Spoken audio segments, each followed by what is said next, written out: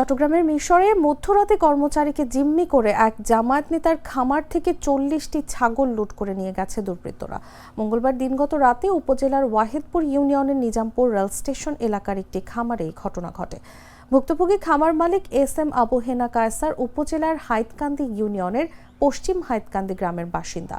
তিনি হাইতকান্দি ইউনিয়ন জামায়াতের শিল্প ও বাণিজ্য বিষয়ক সম্পাদক। আবু হেনা কায়সার বলেন, খামারে ছোট বড় 40টি ছাগল ছিল। মঙ্গলবার রাত 12:30 থেকে 1টার মধ্যে গাড়ি নিয়ে এসে বেশ কয়েকজন অস্ত্রের মুখে কর্মচারীকে বেঁধে খামার থেকে 40টি ছাগল নিয়ে গেছে। বিষয়টি মৌখিকভাবে স্থানীয় নিজামপুর পুলিশ তদন্ত কেন্দ্রের দায়িত্বপ্রাপ্ত কর্মকর্তাকে জানিয়েছি। প্রয়োজন হলে লিখিত অভিযোগ করবেন বলেও জানান তিনি।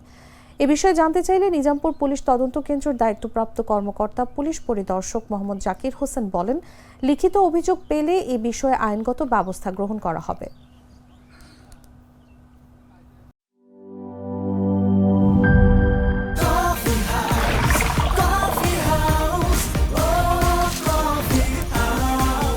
কফি হাউস, প্রতি চুমুকে আড্ডা জমে।